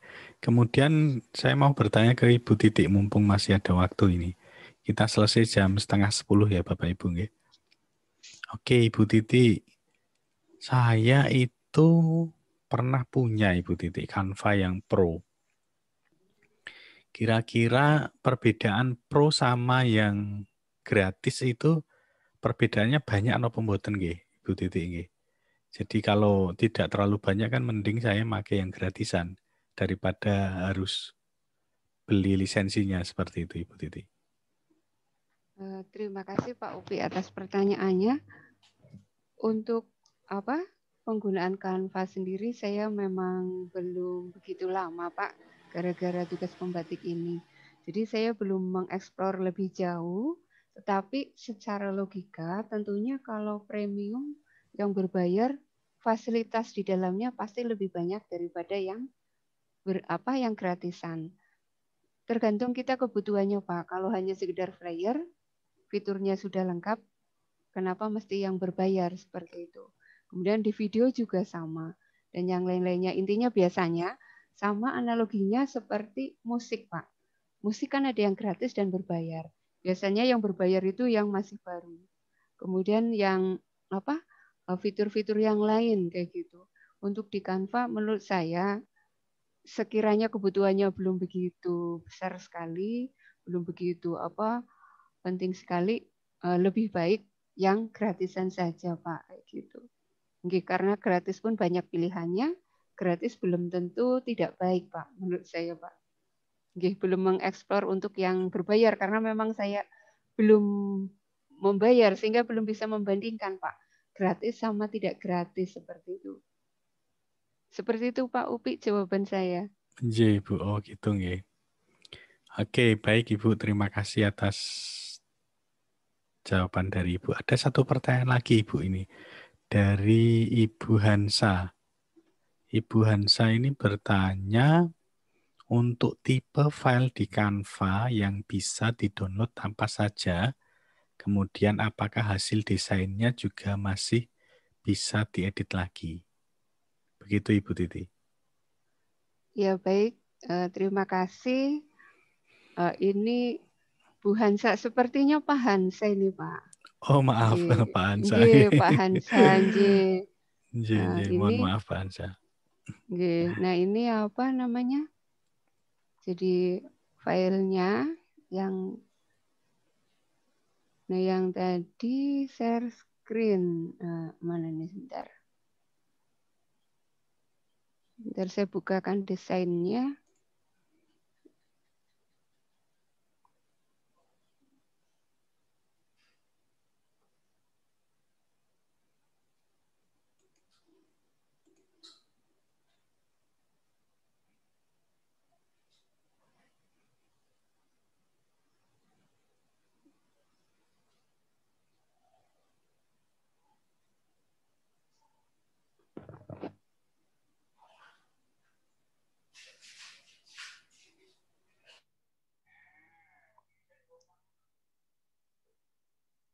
Menunggu loading ternyata ini. Nah, misal ini desain yang sudah dibuat, ini ada, saya membuatnya sudah ada berapa, di sini ada keterangannya, ini halaman 3, misalnya saya mau mendesain lagi, berarti nanti jadi halaman keempat, di sini ada keterangan halaman-halamannya. Kemudian ketika akan di-download, tinggal diklik sini ya, download. Kemudian ini pilihannya, jadi file type-nya adalah ini, bisa PNG, bisa JPG, bisa PDF standar, PDF print, MP4 ya. Kemudian GIF. Nah, misalnya saya mau mendownload sebagai JPG. Nah, ini karena ada 5 halaman, halaman berapa yang akan di-download? Kalau 5-5-nya berarti langsung saja download. Tetapi ketika saya hanya membutuhkan halaman 3 yang seperti ini, tinggal klik done. Nah, kemudian download. Nah, apakah masih bisa dibuka lagi, diedit lagi ketika sudah menjadi file yang terdownload seperti ini? Nah, begitu dibuka, nah ini kan hasil akhirnya. Kita misalnya kepingin mengedit, ternyata ini ada perubahan hari, perubahan jam. Nah, cara mengeditnya, kita buka Canva kembali. Ya, buka Canva kembali, kemudian login ke akun kita. Nah, tinggal diedit saja. Misalnya yang tadi, halaman berapa ya? Halaman terakhir yang akan diedit.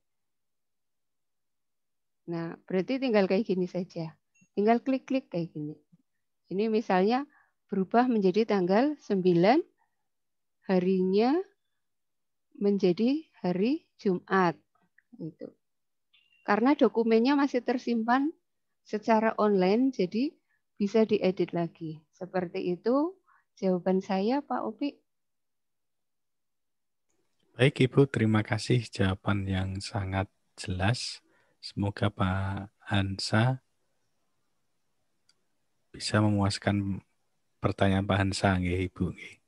Oke, baik Bapak Ibu, sudah pukul 21.30 tepat. Nanti kemalaman karena besok kita melanjutkan kegiatan lagi. Cukup sampai di sini nggih Bapak Ibu nggih. Terima kasih Bapak Ibu atas partisipasi Bapak Ibu semua untuk kegiatan malam hari ini. Benar-benar luar biasa, spesial rasa terima kasih saya sampaikan kepada Bapak Ibu narasumber yang keren-keren. Terus berbagi Bapak Ibu, jangan pernah bosan untuk berbagi karena banyak yang membutuhkan ilmu dari Bapak Ibu semua. Kemudian untuk para peserta Bapak Ibu yang sudah hadir malam hari ini, terima kasih sekali Bapak Ibu atas kesediaannya mengikuti kegiatan kita malam ini. Spesial untuk Pak Indro, coach kita, kemudian tadi hadir juga Ibu Duta, kemudian tadi Pak Duta kita, Pak Farudin Sujarwo juga hadir. Terima kasih sekali Bapak Ibu. Kemudian sampai besok lagi, kita ketemu lagi. Jangan lupa tetap semangat berbagi Bapak Ibu. Terima kasih. Sugeng Dalu, saya Upi Setiawan sebagai moderator malam ini. Mohon maaf jika ada perkataan saya yang tidak mengenakan di hati Bapak Ibu. Nggih. Mohon maaf semua. Saya mewakili seluruh narasumber malam ini mengucapkan terima kasih. Mohon maaf. Sampai ketemu di lain kesempatan di webinar-webinar hebat SRP Jateng 2020. Wabillahi taufiq wal hidayah. Wassalamualaikum warahmatullahi wabarakatuh. Waalaikumsalam warahmatullahi wabarakatuh. Waalaikumsalam warahmatullahi wabarakatuh. Ya, terima kasih Bapak Ibu. Mohon izin lah. Yeah.